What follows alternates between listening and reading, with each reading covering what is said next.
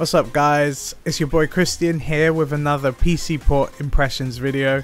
This time we are looking at Marvel vs Capcom Infinite. In recent years, Capcom have been surprisingly reliable when it comes to PC ports of games, and it seems like Marvel vs Capcom Infinite is no exception to this.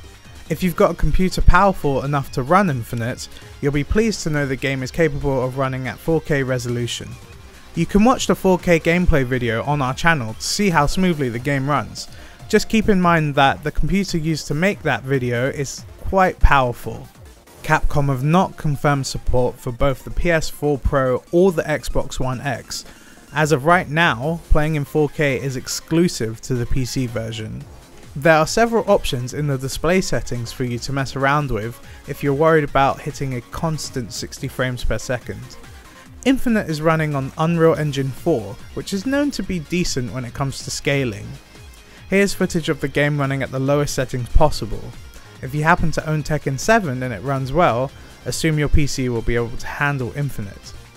As for the loading times, I don't have any way of comparing them to the console versions, but I have to imagine they load at a similar rate. I'm currently playing the game on an SSD and I haven't noticed any increased speeds compared to running the game on a standard hard drive. I'm assuming Capcom are pulling the same tricks they did with Street Fighter V, that is making the loading times longer on the PC version for no apparent reason. Hopefully a mod comes out that fixes this down the line. Speaking of mods, we can only hope they end up finding their way to this game. Infinite does feature de novo DRM, which is known to be a pain when it comes to messing around with game files. At the very least, I'd like to see someone replace the music in this game, as some of the songs in this game are just horrible. Seriously, if you don't believe me, go listen to the Devil May Cry remix song.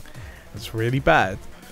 I haven't had a chance to test out the online just yet, but if I had to assume, I'd imagine the netcode is similar to Street Fighter V. I don't think the concern with Infinite on PC will be about the netcode, the real issue is the player base. I never expected Tekken 7 to thrive on Steam the way it has done since it released, so while we can't rule out anything, I think the safest bet may be to pick up either of the console ports if you consider yourself to be an online warrior. Even if the PC version does sell well, it's unlikely that it will sell anywhere near the same numbers as the PS4 or Xbox versions. As Infinite does not feature any sort of cross-platform play like Street Fighter V does, it will probably have the smallest player base out of the three available options. My biggest problem with Infinite is the size of the install. 55 gig is crazy for a fighting game, and you know that is mainly being taken up by the story mode. If the story mode was an optional download like it is for Street Fighter V, this wouldn't be an issue. This isn't a deal breaker by any means, but it would be nice if Capcom thought about people with limited space on their hard drives. The PC version of Marvel vs Capcom Infinite is without a doubt the definitive version of the game. I'm extremely impressed with the PC version. I really didn't expect it to be as good as it is. I haven't had any issues with it, and it looks like low to mid spec machines may not have too much trouble running it either. If you haven't already, be sure to watch our review of Marvel vs Capcom Infinite and stay tuned for more content coming this week. Be sure to rate, comment, subscribe, do all that stuff, and yeah, we'll see you in the next video.